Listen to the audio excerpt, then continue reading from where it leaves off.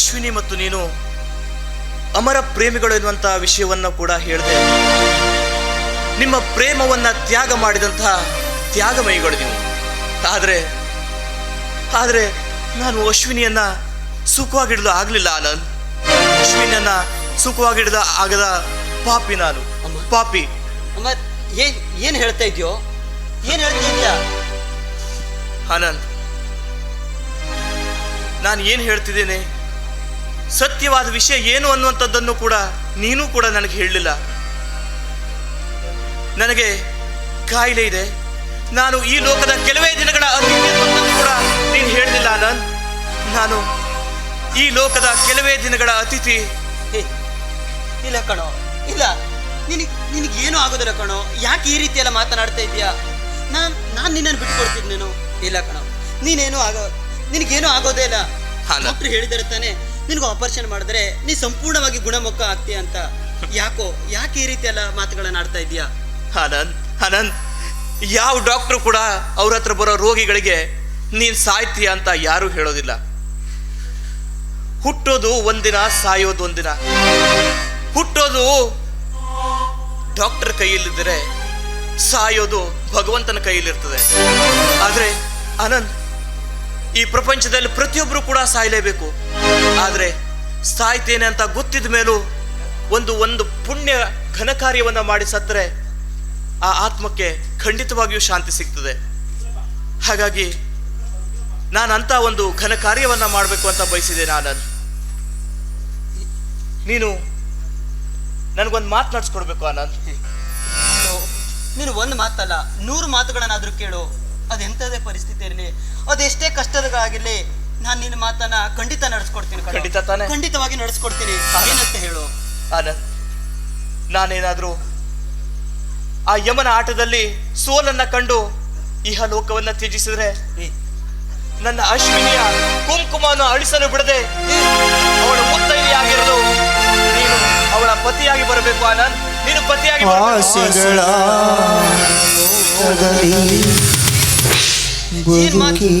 ಏನು ಅಂತ ಮಾತನಾಡ್ತಾ ಇದೆಯೋ? ಅಲ್ಲ, ಏನ ಹೇಳ್ತಿದ್ದ ಪ್ರತಿನಾದ್ರೂ ನಿನಗಿದ್ಯಾ?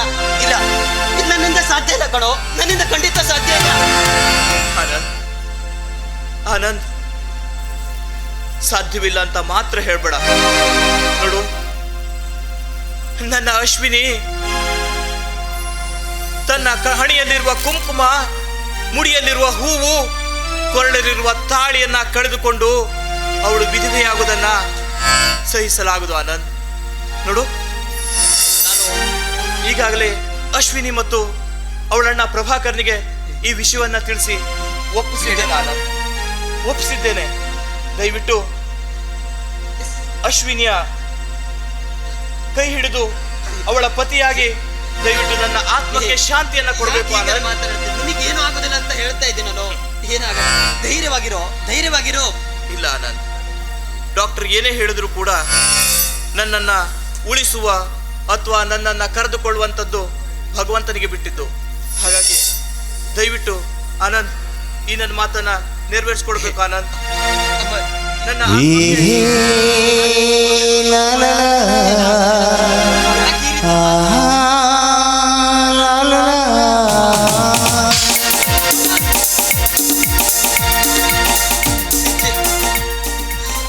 ಅಮರ್ ಎಂತ ಧರ್ಮ ಸಂಕೋಲೆಯಲ್ಲಿ ನನ್ನ ಸಿಲುಕಿಸಿ ಬಿಟ್ಟ.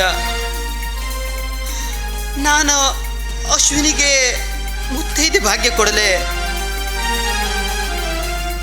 ಅಶ್ವಿನಿ ಕೊರಳಿಗೆ ಮಾಂಗಲ್ಯ ಕಟ್ಟಿ ನಾನು ಅವಳನ್ನು ಸತಿಯಾಗಿ ಸ್ವೀಕಾರ ಮಾಡಲೆ? ಇಲ್ಲ, ನಾನು ಏನು ಮಾಡಲಿ ಈಗ? ನನಗೆ ಏನು ಮಾಡಬೇಕು ಅಂತ ಗೊತ್ತಾಗ್ತಾ ಇಲ್ಲ. ನನ್ನಿಂದ ಸಾಧ್ಯ ಆಗ್ತಾ ಇಲ್ಲ.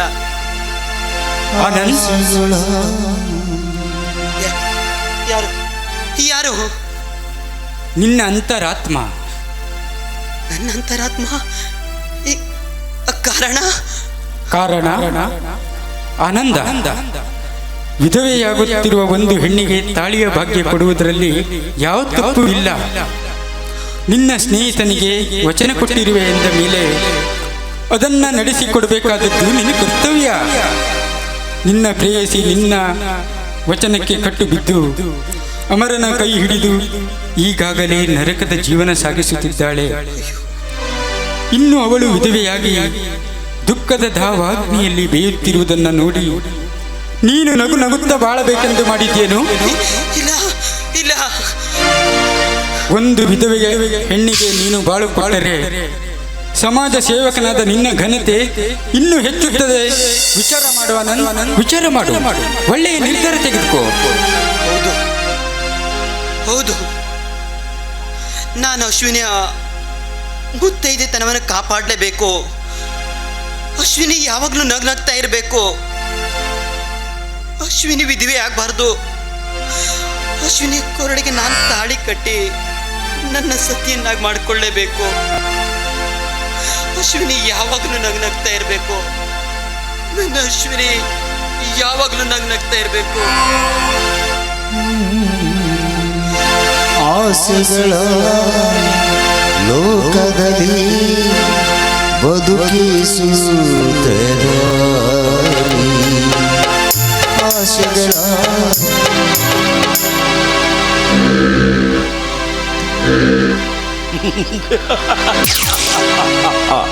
ಅಂತೂ ಹುಡುಕುತ್ತಾ ಹೊರಟ ಬೇಟೆ ತಾನಾಗೆ ನಮ್ಮ ಮನೆಯಲ್ಲಿ ಬಿದ್ದಿತ್ತು. ಎಷ್ಟರ ಆನಂದ!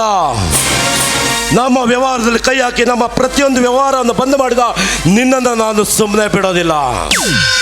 ರುದ್ರಪ್ಪ, ಹಿಡ್ಕವನನ್ನ ನಮ್ಮ ಗುಪ್ತ ಸ್ಥಳ ಕರ್ಕೊಂಡು ಹೋಗಿ ಅವನಿಗೆ ಸರಿಯಾದ ಶಿಕ್ಷೆ ಕೊಡೋಣ. ಎಷ್ಟರ ಆನಂದ! ಕೈಗೆ ಸಿಕ್ಕ ಬೇಟೆಯನ್ನ ಬಿಡೋ ಮೂರ್ಖನಲ್ಲ ನಾನು. ರುದ್ರಪ್ಪ, ಹಿಡ್ಕ.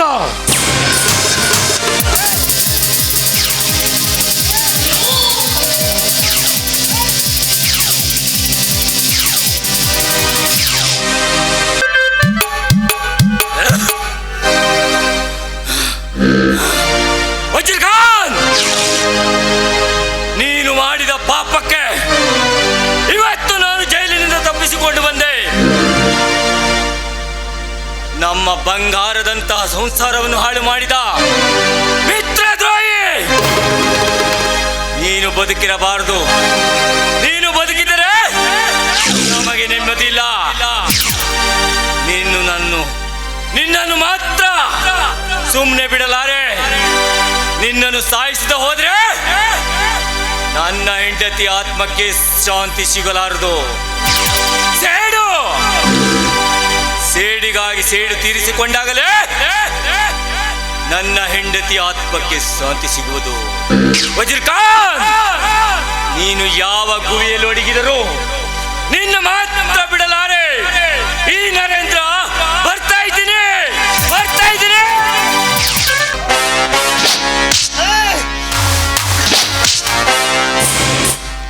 ಹೇ ಆನಂದ, ನೀನು ಪಾನ ಪ್ರತಿಬಂಧಕ ಆಂದೋಲನ ಮಾಡಿ ನಮ್ಮ ಕಾರ್ಯವನ್ನೆಲ್ಲ ನಿಲ್ಲಿಸ್ಬಿಟ್ಟಿಯಲ್ಲ. ನಮ್ಮ ಕಳ್ಳ ಬಟ್ಟಿ ಸರಾಯಿ ವ್ಯಾಪಾರನ ನಿಲ್ಲಿಸಿ ನಮ್ಮ ಚಂದ್ರ ಹೊಟ್ಟೆ ಮೇಲೆಲ್ಲ ತಣ್ಣೀರ ಜಾಗ ಮಾಡಿದ್ಯಲ್ಲ, ನಿನ್ನನ್ನು ಸುಮ್ಮನೆ ಬಿಡಲ್ಲ.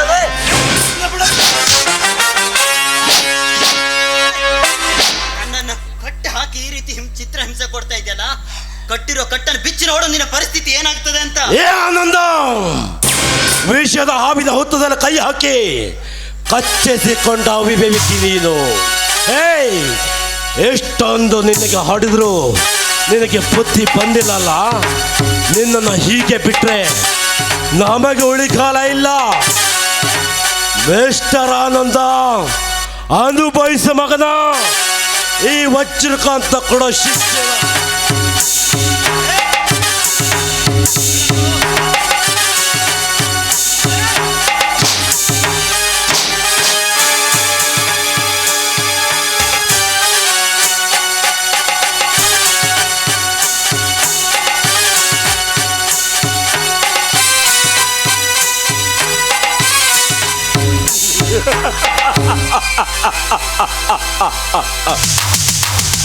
ಅಂತೂ ನಮ್ಮ ದಾರಿಗೆ ಮುಳ್ಳಾಗಿದ್ದ ಒಬ್ಬ ಯಮ ಸದನ ಸೇರ್ಬೇಟ. ಇನ್ನು ನಮಗೆದುರಾಗಿ ನಿಂತವರು ಶಶಿಧರ.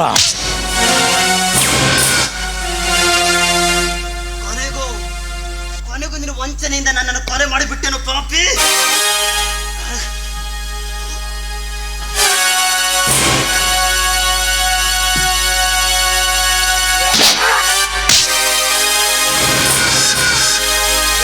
ಆನಂದ್, ಆನಂದ್, ಏನಾಯ್ತು ಆನಂದ್? ನಿನಗೆ ಈ ಸ್ಥಿತಿಗೆ ತಂದವ್ರು ಯಾರು ಆನಂದ್ ಹೇಳು? ವಜ್ರಕಾಂತ್, ನಿನ್ನ ಸ್ವಾರ್ಥಕ್ಕೋಸ್ಕರ ನನ್ನ ತಂಗಿಯನ್ನು ಬಲಿ ತೆಗೆದುಕೊಂಡು ಈ ನನ್ನ ಸ್ನೇಹಿತನನ್ನ ಬಲಿ ತೆಗೆದುಕೊಂಡಿರೋ? ಹೌದು.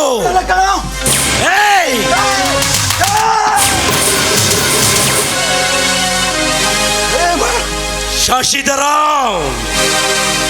ನನ್ನ ದಾರಿಗೆ ಮುಳ್ಳಾಗಿದ್ದ ನಿನ್ನನ್ನು ಸಹಿತ ನಾನು ಸುಮ್ಮನೆ ಬಿಡೋದಿಲ್ಲ. ಇದೇ ಆನಂದನನ್ನು ಕೊಲೆ ಮಾಡಿದ್ದು ನಾನೇ. ಯಾಕಂದ್ರೆ ಅವತ್ತು ನಿನ್ನ ತಂಗಿಯ ಕೈ ಹಿಡಿಯಲಿಕ್ಕೆ ಬಂದಂತ ನನ್ನನ್ನು ಕೆನ್ನೆಗೆ ಹೊಡೆದು ಅವ ಮಾಡಿದ ಸೇಡಿನ ಜ್ವಾಲೆ ಇನ್ನು ನನ್ನ ಹೃದಯದಲ್ಲಿ ತಗತಗದ ಉರಿತಾ ಇದೆ. ಅದಕ್ಕೆ ನಿನ್ನ ತಂಗಿಯನ್ನ ಯಮ ಸದನ ಸೇರಿಸಿದವುದು ನಾನೇ. ಈಗ ಆನಂದ ಯಮ ಸದನ ಸೇರಿದ. ಇನ್ನು ಮುಂದಿನ ಪಾಳಿ ನಿಂದಾದ ಮಗನೇ. ನೋಡ ಮಗನೇ,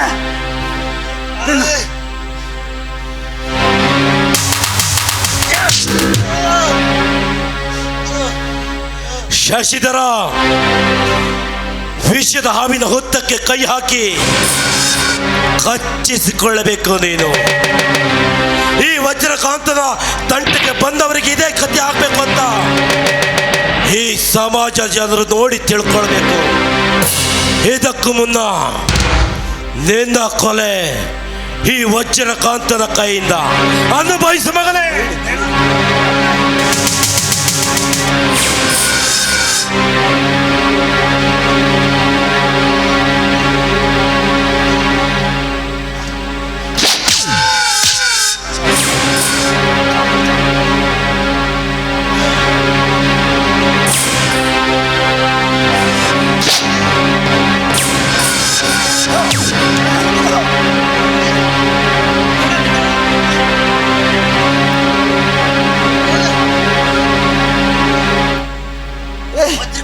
ವಜ್ರಕಾಂತ್, ಬಿಡು.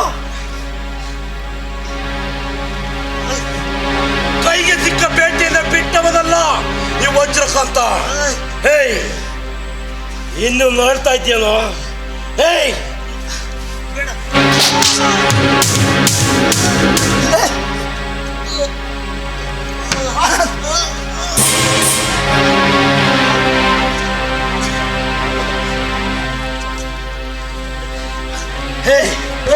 ನನ್ನ ಸ್ನೇಹಿತನ ತಂಗಿಯಲು ಸ್ನೇಹಿತನ ಹೋದ ದಾರಿಗೆ ನಿನ್ನನ್ನು ಕಳಿಸ್ತಾನೆ ಮಗನ.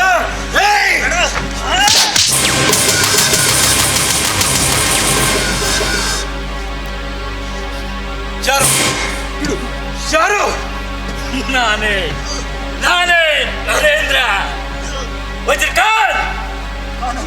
ನಿನ್ನಂತ ಕೆಟ್ಟ ಹುಳ ಬದುಕಿದರೆ ಯಾರಿಗೂ ಸುಖವಿಲ್ಲ. ನಮ್ಮ ಸಂಸಾರವನ್ನೇ ಹಾಳು ಮಾಡಿದ ಮಿತ್ರದಾಯಿ ನೀನು ಸಾಯಲೇಬೇಕು.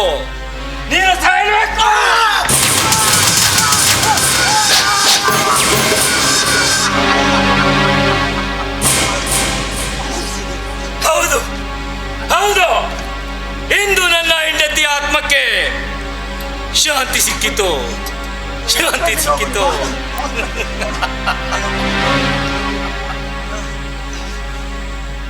ಹೌದು ಆನಂದ, ಆವತ್ತು ನಿನ್ನ ಮಾತು ಕೇಳಿದರೆ ಈ ದುಸ್ಥಿತಿ ಬರುತ್ತಿರಲಿಲ್ಲ.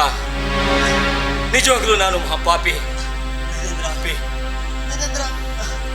ಕುಡಿತದಿಂದ ಏನೆಲ್ಲ ಪರಿಣಾಮ ಎದುರಿಸಬೇಕಾಗುತ್ತದೆ ತಿಳಿತದ. ನಿನ್ನ ಮಾತು ಕೇಳಿದರೆ ನಮಗೆ ಈ ದುಸ್ಥಿತಿ ಬರ್ತಿರಲಿಲ್ಲ ಆನಂದ. ಶಶಿಧರ್, ನನ್ನ ಸ್ನೇಹಿತನ ಬಳಿ ಕರೆದುಕೊಂಡು ಹೋಗ್ಬೋದು ಶಶಿಧರ್. ನನ್ನ ಸ್ನೇಹಿತ ಅಮರನ ಬಳಿ ಕರೆದುಕೊಂಡೋಗಿ. ನಿನ್ಗೇನು ಆಗಲ್ಲ.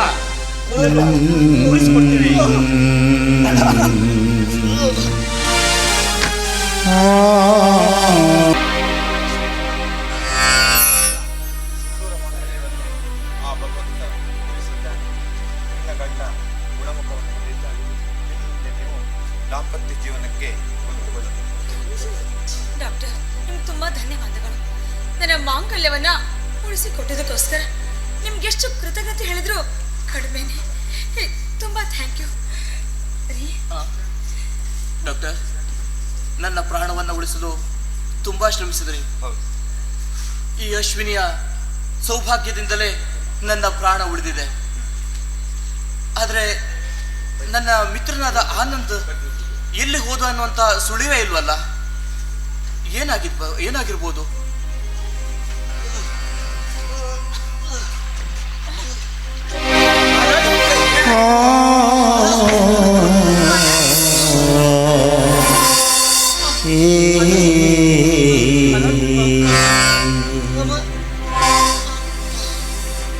ಅಮ್ಮ, ನೀನು ಗುಣಮುಖವಾಗಿರೋ ವಿಷಯ ಕೇಳಿ ನನಗೆ ತುಂಬ ಸಂತೋಷವಾಯಿತು ಕಣೋ. ತುಂಬಾ ಸಂತೋಷವಾಯಿತು. ಅಶ್ವಿನಿಯ ಮಾಂಗಲ್ಯ ಭಾಗ್ಯ ಉಳಿಯಿತು. ಅಂದೇ ಹೇಳಿದ್ದೆಲ್ಲೋ ನಿನಗೇನೂ ಆಗೋದಿಲ್ಲ, ನಿನಗೇನೂ ಆಗೋದಿಲ್ಲ ಅಂತ. ದೇವರಿದ್ದೇನಂತ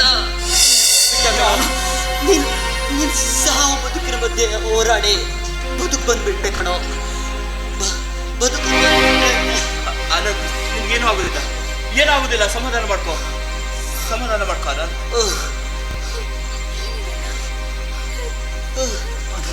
ಡಾಕ್ಟ್ರೆ, ನನ್ನ ಸ್ನೇಹಿತನನ್ನು ಬಳಸಿಕೊಡಿ ಡಾಕ್ಟ್ರೆ. ಬೇಡ, ನನ್ನನ್ನು ಬದುಕಿಸೋ ಪ್ರಯತ್ನ ಮಾಡಬೇಡಿ. ನಾ ಇನ್ನು ಕೆಲವೇ ಸಮಯದ ಅತ್ತೈತೆ ನನ್ನ ಬದುಕಿನ ಪಯಣ ಮುಗಿತಾ ಇದೆ.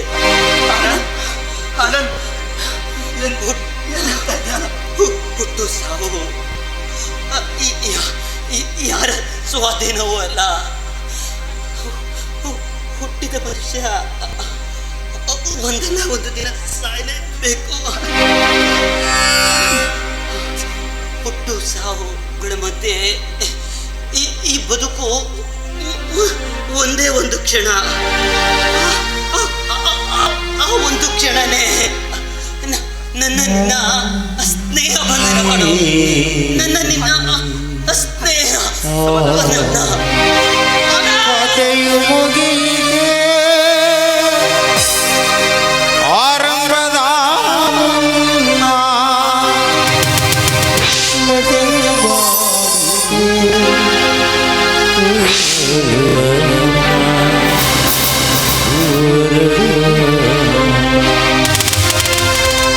ಆಡಿಸಿದ ಬೇಸರ ತೋರಿ ಆಟ ಮುಗಿಸಿದ ಸೂತ್ರವರಿದ ಬೊಂಬೆಯ ಮುರಿದ ಮಣ್ಣಾಗಿಸಿದ ಕಂಬನಿದರೆ ಹರಿಸಲು ಜೀವ ಉಳಿಸಿದ